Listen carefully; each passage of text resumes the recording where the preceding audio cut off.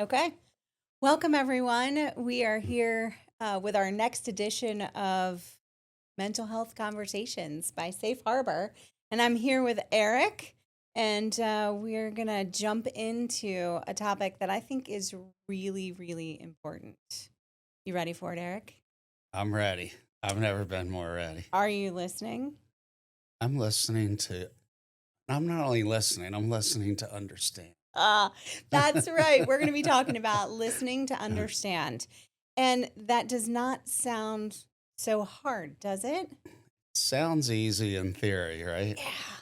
Yeah, it really does because most of us aren't actually listening to understand. We are listening to respond. Right. And I would take it a step further, listening to understand, but also listening to notice. We can understand. I can understand what you're saying at a basic surface level, but listening to notice is a level deeper. Jen, I heard you say XYZ.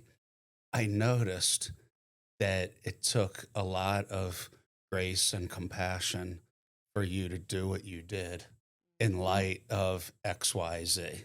Yeah. Now I've noticed obstacles that you're potentially facing or have to overcome, and I'm noticing what you did specifically, other than just you handled that situation well. But I noticed the nuances of that. Yeah. Yeah.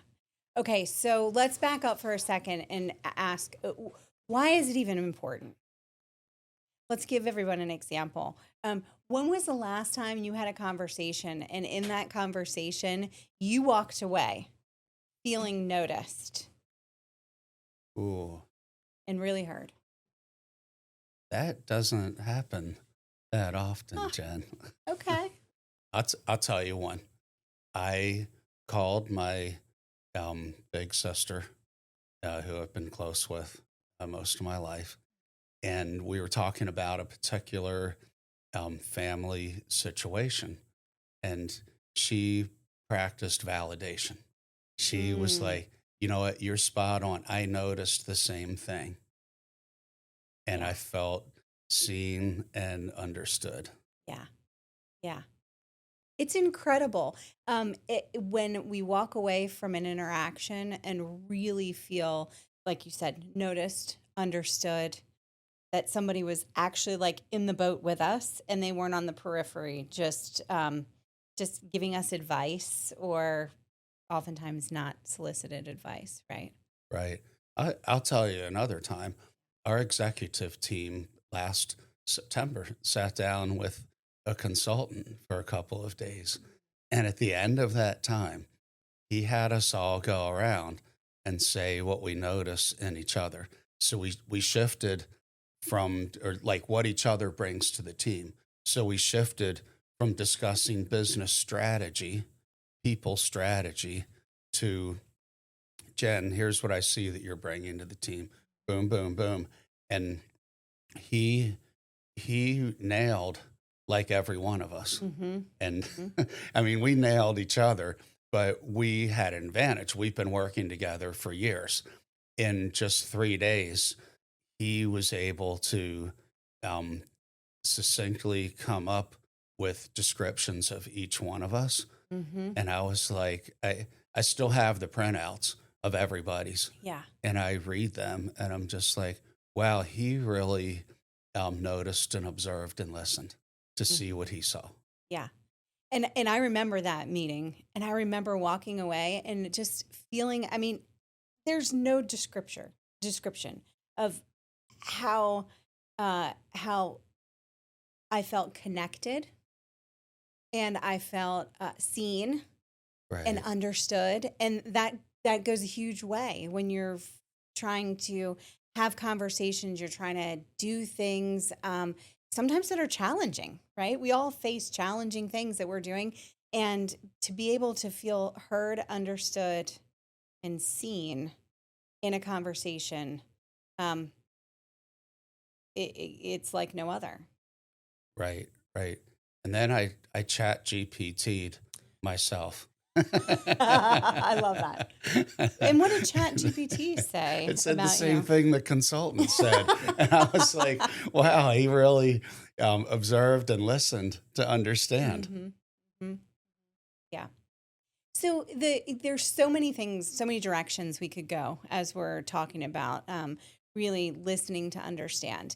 But I think it's important for us to lay the foundation of why we want to do that. Right. Why is that so important? And we've said a little bit of it, right? We feel connected, and we have that connection. We feel validated in situations where people really heard us. It also just has a biological element of when I step into a space with someone and feel heard, like all of my self calms down, Right. right? So Jen, if I was to ask you, be like, all right, look, I don't really care about other people's perspective, whatever. Why should I care? Like Yeah, why is life better listening to understand? yeah. I would say because we're always looking for those moments where we're really connecting with people. And when we're actually listening and listening to understand not just what they're saying, right? The content is one thing. I think most of us can like hear the content. Um, but listening beyond the content, like you're saying, makes us actually feel connected. We're biologically wired to want to feel connected. And Right. this is a way that we can do that. I think that in some of us that dies along the way. Mm, You say we're biologically wired. You make it sound like we're all innately born with that capacity, that desire, that thing inside that it just makes life more fulfilling when we connect at that level. How do you think people lose that along the way or never tap into that to begin with? yeah, yeah. I love this, and we're going to talk more about this in other episodes too. But I think probably the number one piece of that is trauma. When we've experienced a trauma, we tend to isolate ourselves, Right. and then we don't start connecting, and we lose that desire. We sort of detach from connection, Right. and It's a so self protection, right? yeah. I think at the one end of it, the intense end of it, I think that trauma does come into play. Hmm. And then I think there's less intense forces at work. Trauma certainly is huge, but I also think when you just live life, you bob and weave through the crowd at your Hmm. favorite place, on the weekend, and listen to conversations. People don't do that. I think that most of us are in. It's easy to go with the flow, Yeah. and it's unusual that somebody asks clarifying questions. They dig in, they reflect, all the things we'll get to in a few minutes, I'm sure. But that's unusual. Most people in a group, one person talks, and before they're even done with a sentence, another person jumps in and says what they want to say about that topic or some other topic, but they don't actually respond and engage with what that person was saying. Hmm. Hmm. It's almost as if we're moving the conversation along, but we're not moving it into depth. Right. And so, and that's where really it feels more life giving when we're moving into depth, where people can really, I really felt seen, I really felt heard, but I could have an hour long conversation and never feel that. So my question, what I'm wondering is, how is it that some people find vulnerability invigorating Mm, and other people are scared to death of it? yeah. Yeah.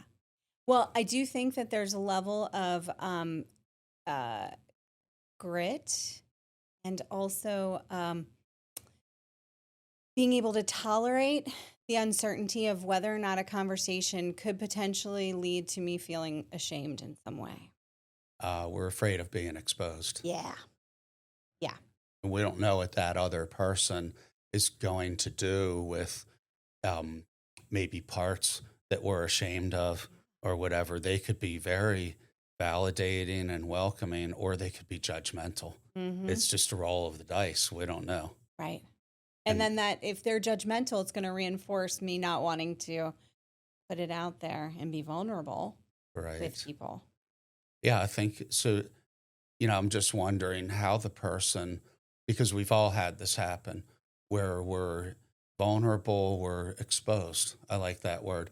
We're exposed, and not even close to 100% of the people we interact with throughout our life handle that exposure well. So I'm wondering how is it we get through that to say it's worth it to be seen and to have others understand me. It's Yeah. worth it. It makes me think of an example in my own life with my kids. Like, I mean, you want to talk about vulnerability? That's a great petri dish parenting, right? Yes, it Um, is. so I remember this time that we had a flood in our house, and what had actually happened is on our second floor, the kids' shower, they'd been dropping the shampoo bottles over and over again, and it created a little hole in the shower floor. But nobody thought to tell us this, right? So we were in the living room, and all of a sudden we were seeing the bubbles come on the ceiling. Oh no. And then the next thing you know, there was water pouring Oh down. no. Yeah, about $10,000 later, we had a great shower and a new ceiling. But in those moments, we were very frustrated as, I mean, these are preventable things that are challenging as parents to walk through. And I remember picking my daughter up from school, and I was so mad. I was angry. I was frustrated. And in that moment, I was like, I cannot believe that you all didn't bother to tell us that there was this hole. And now a $10,000 we're Uh, going to have to pay to get this other. And oh, I was going off. It was not my best parenting moment. And my daughter, just sitting in the car, just listened, and then turned to me and said, so sorry that this happened. And I can tell how frustrated. really? And you have every right to be frustrated. And you know what? We can do better.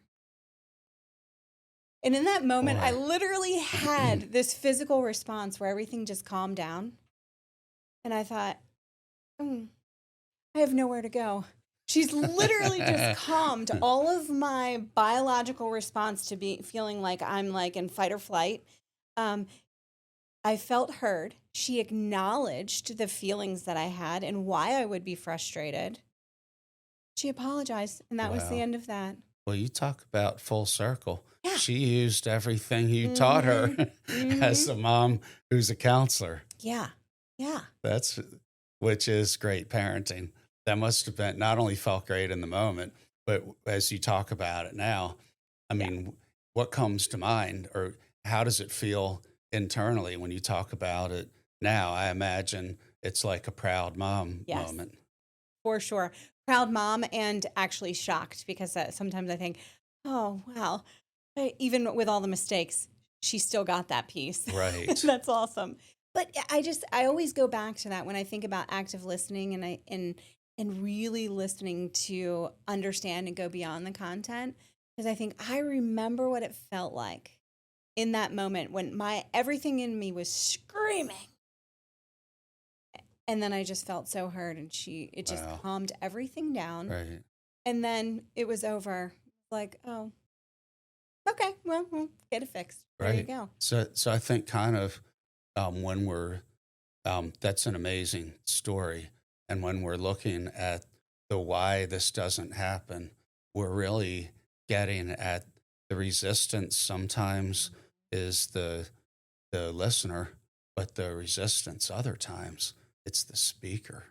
Not everybody, because of adverse experiences with vulnerability, not everybody even relates in a style, speaks, converses in a style that invites or creates even space for the listener to be an active listener and to try to understand the speaker at a deeper level. Hmm. They're guarded, they're resistant.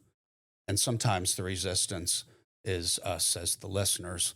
We're self-absorbed by nature, or we also live in the context of a world where this happens so little that you have all these people. We're all running around, Mm-hmm. doing what we do, having social interactions, and we all have these voids inside where we all want to be. I want to be understood. I want to be, and you have millions of people interacting, mingling that all want to be understood because of these voids. Mm-hmm. Hmm. And in those moments, oftentimes, like you're saying, like, I want to be understood. Well, I'm sure she wanted to be understood too, but she chose not to get defensive. And I was coming at her and I was setting the stage for her to be defensive. I mean, there you go. Not proud mom moment in that moment. But she chose not to. She chose to stop and really listen and then respond to the emotion that I was having, as opposed to becoming defensive and be like, well, I wasn't the one that did it. And it's not my fault that it happened, Yes. which is really incredible. And I think that that's where the shift happens, when we are able to stop in the moment, and instead of defending ourselves or becoming defensive about the situation, we stop to say, okay, I'm going to intentionally listen. Right. And that's so hard to do So hard. because the pain of not being understood Mm-hmm. gets so great at that moment. Mm-hmm. I mean, it seems like a lot of our conversations, it gets back to this issue of shame. Shame is a barrier that stops us from doing so many things that would be good for us and good for other people and good for the world. Mm-hmm. Yeah. I want to go back to this that active listening. This it's really listening to understand also helps us self-regulate our emotions, which is really challenging sometimes, Yes, right? it is. It really helps us regulate. So it's not even that the other person on the other side is feeling connected, which is a benefit, but it also helps us regulate our emotion and be able to internally regulate how we're feeling. Right. It requires that, right? Because active listening is being present to the other person. So we have to regulate or get ourselves under control in Hmm. order to be present to the other person. Yeah. What are ways that people do that? Hmm. We're in a, walk me through. I'm in a moment and somebody said something and I have a reaction because I'm not being heard or understood. Walk me through, how do I reel myself in and be present to that person? Yeah. Breathe, Eric. Breathe. I feel like number one is that we have to slow down. Hmm. Slow down, because if we just jump in, then we're speeding up the process, and we're not slowing down enough to intentionally pick what our next move's going to be. So first, I think we have to breathe, right? Breathe, and then be self-aware. What's coming up for me right now, and what's this conversation really about? Right, hit the pause button, Okay, slow it we'll down. breathe for a minute. Go ahead. Yeah, but no, you're talking about hitting the pause button.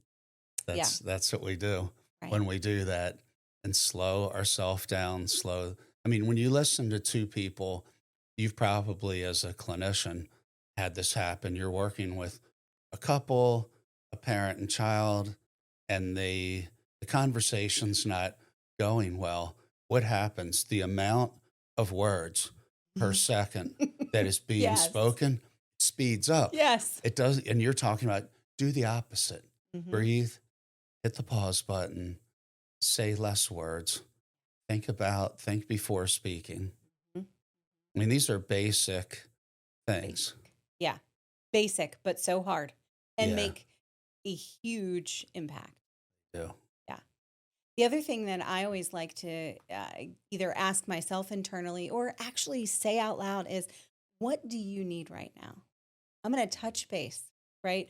Because I'm in this conversation and I love to solve problems. This is probably one of my biggest uh, good things and bad things. I love solving problems. Right.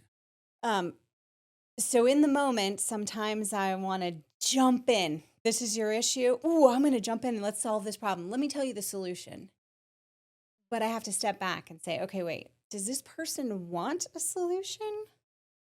Do they need a problem solver right now? Or do they just need someone to come alongside them and hear them? I often will say to my kids, before I say anything, do you need a therapist right now? Do you need a problem solver? Do you need a mom or do you need a friend? You tell me which one and then I'm going to respond. Jen, we have the answers to what they're going through, and Oh, there's no question. and I this know all the answers.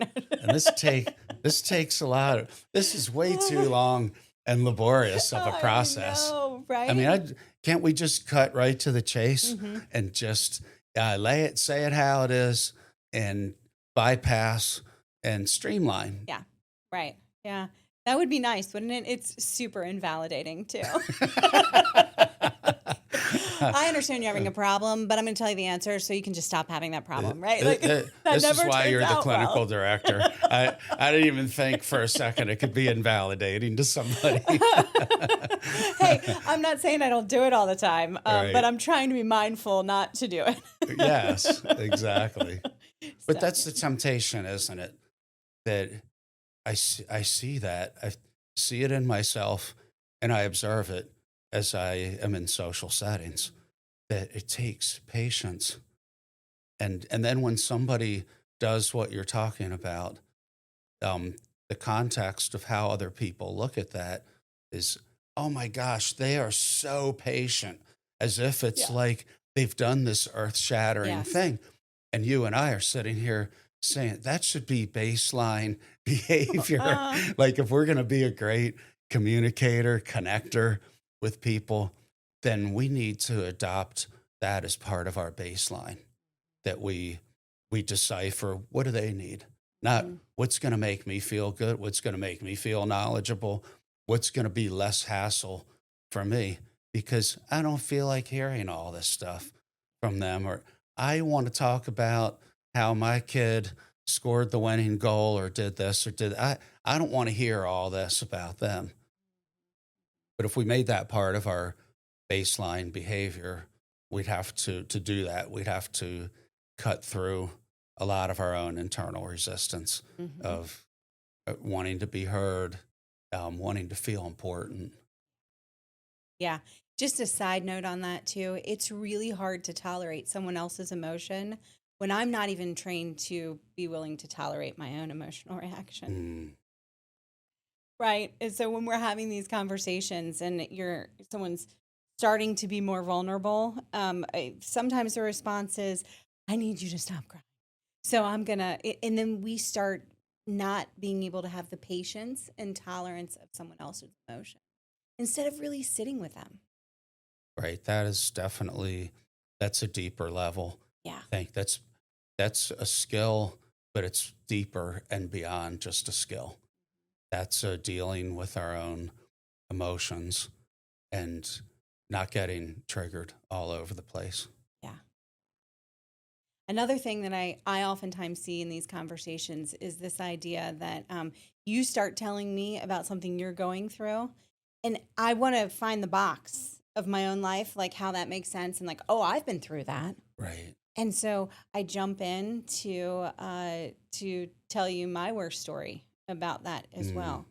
And sometimes, again, that goes back to what do you really need right now? Do you need somebody who can identify with that and give you like offer like, oh, I've been there?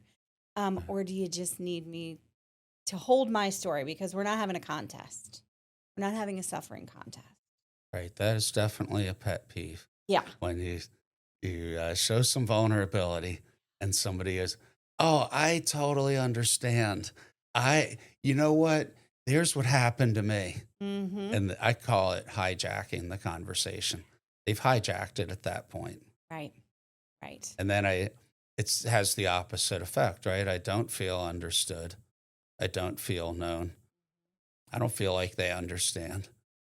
I I always like in my own mind, and probably even in working with other people, have a framework where I'm like, okay, if you have to use the word, it kind of undoes it. Mm, So don't tell people that I understand. Just be understanding. right. Don't don't go around the person who goes around saying how honest they are.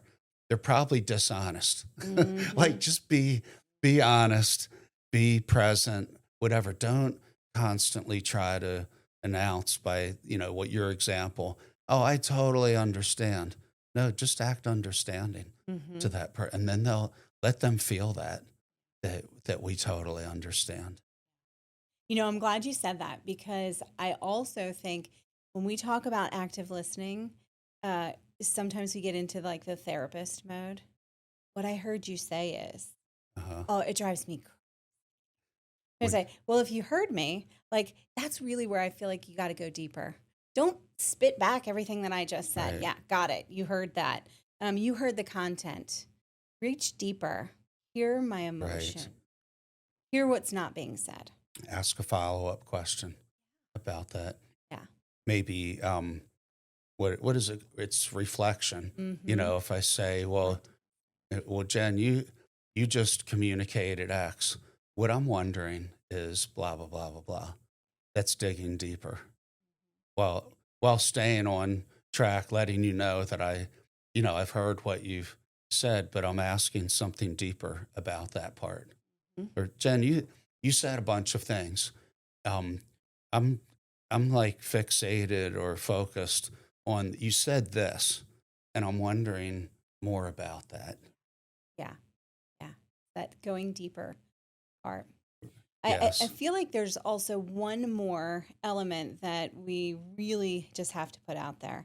And that's where, with going circling back to validation, is when sometimes we get caught in this fallacy that if we validate something, we're agreeing with it. Uh, And it prevents our conversations from going deeper sometimes because, like, I don't necessarily agree, but I yes. do want you to feel heard and validated in the feeling that you have right now.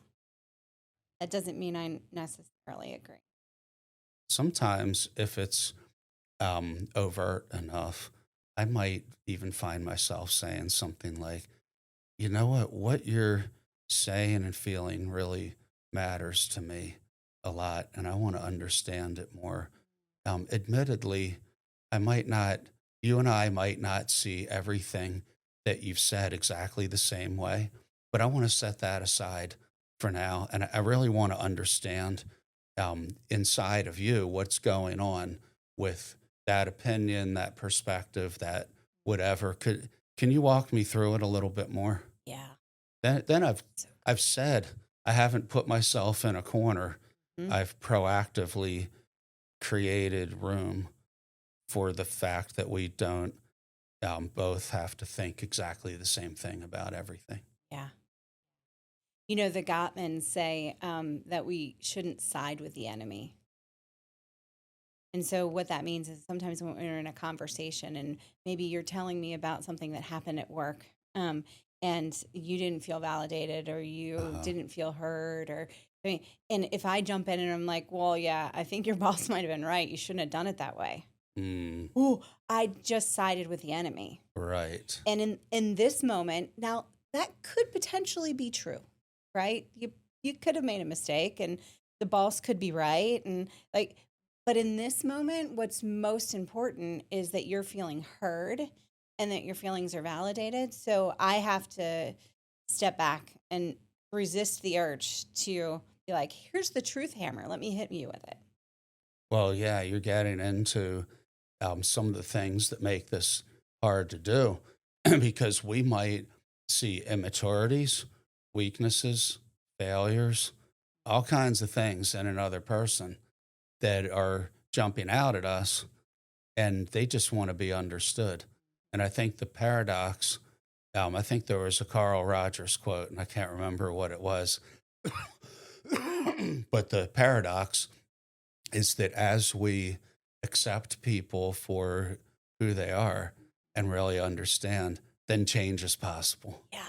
Yeah. Right. right? And we lose sight of that.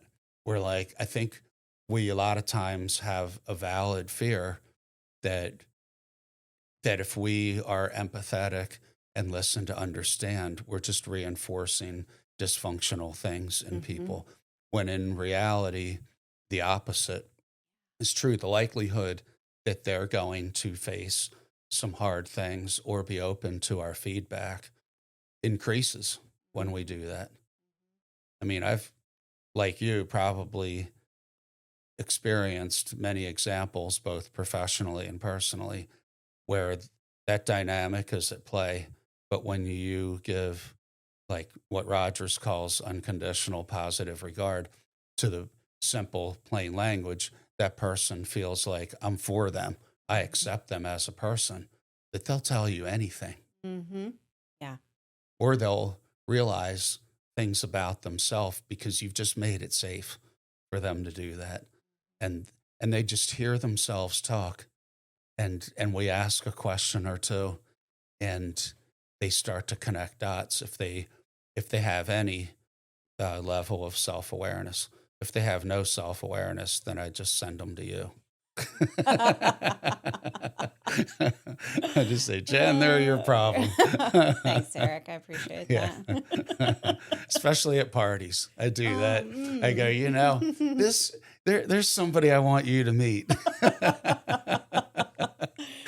Oh boy. Okay. Well, so here I think we could even retitle this entire podcast. We come to the end of the podcast and we say, this really isn't necessarily about listening to understand.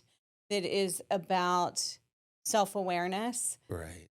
of what the goal is.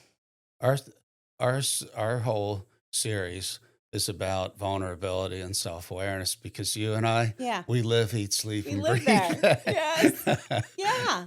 Yeah. But it's so true is that in order for me to keep my purpose, to have people around me feel like they're being seen and they are appreciated and that we're connected, then my goal in communication has to include my own self-awareness, include being able to hear what they're not saying, Right. reaching for that emotion, being vulnerable, making sure I'm asking what it is that they need in any given moment instead of just jumping in with what I think they need.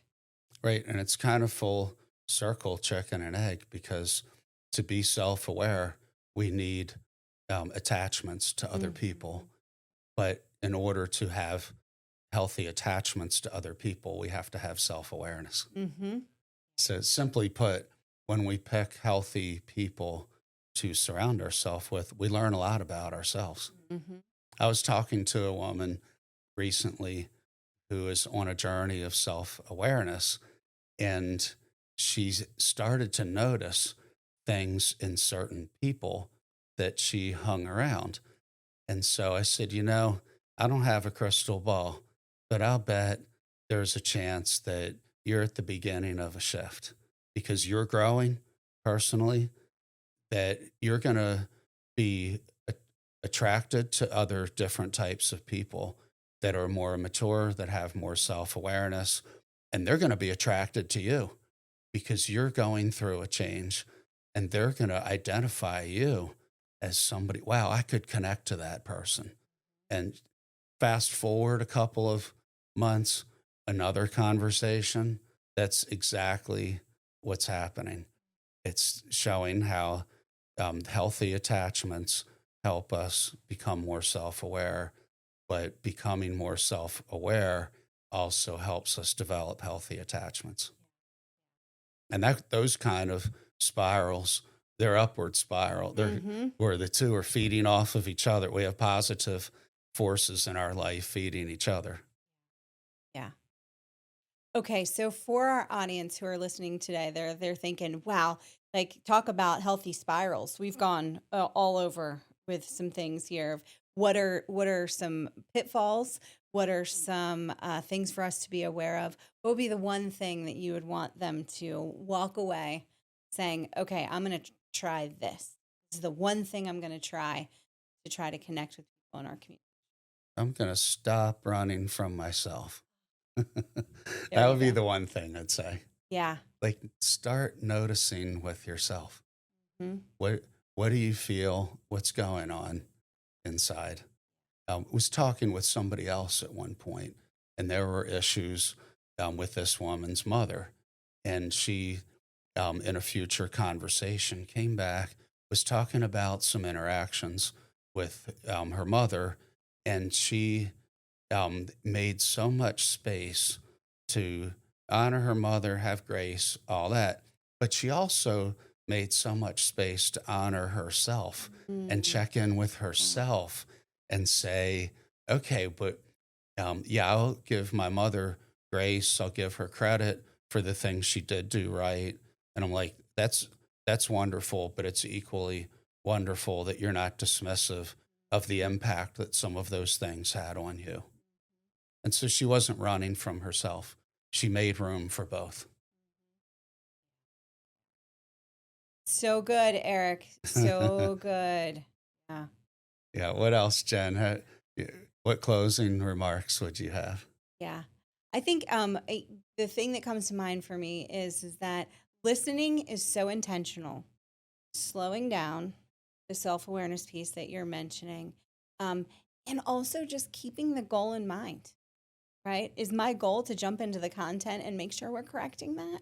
Or is my goal for you to walk away feeling validated, feeling heard, and for us to connect?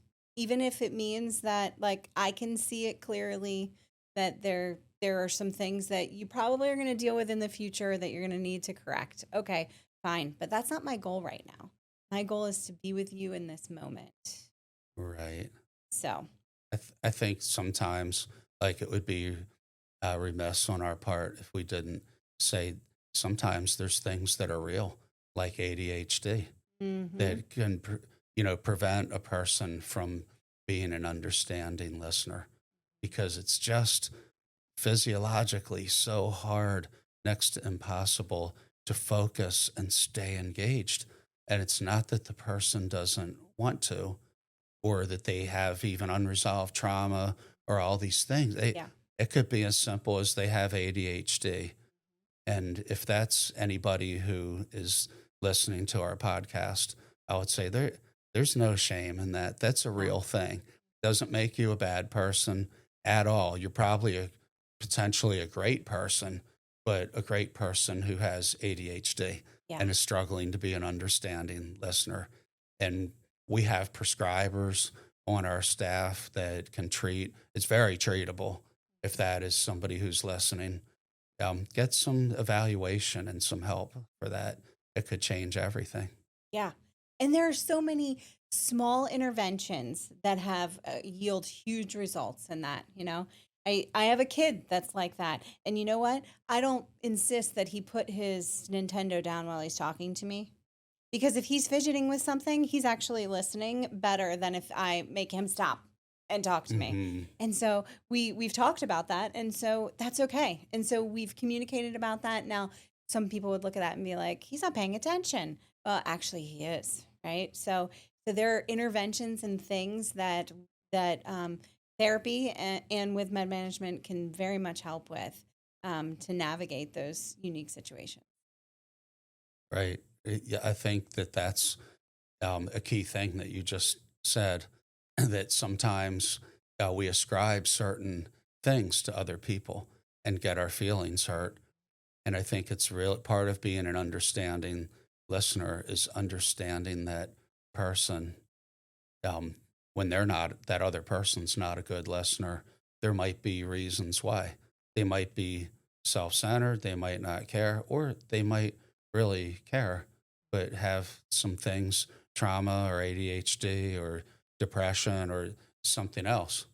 And then the conversation with ourselves becomes, how do I be a good friend or partner or whatever it is, to that person?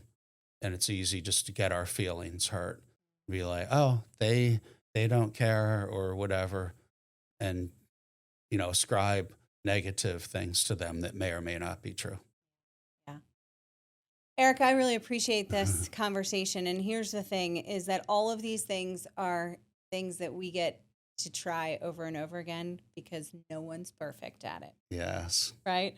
You are going to find, if you haven't had an opportunity to sit with someone and be listening to understand, don't worry. The opportunity is staring you in the face. It's coming soon, right? Fair So enough. these are things that we can all do better. Even when we've been trained in it, we know how to do it from a clinical perspective. We've done it in our personal lives, and we're still going to be learning to do it over and over and over again to get better at it. So I'm hoping this is encouraging to our listeners to be able to hear that they're going to have lots of opportunity to try it over and over and get good at it. That's a great final thought, that you don't have to get this perfect the Don't have first to be time perfect. or the second or the 87th time. Right. Phew, I'm so happy that that's Uh-huh. the case. Well, Jen, I think this brings us to the runway. We're on the ground now, and our hope certainly is that people have learned a lot about listening to understand. And we can't wait to talk about burnout next month and be right back at this. Thanks, Eric.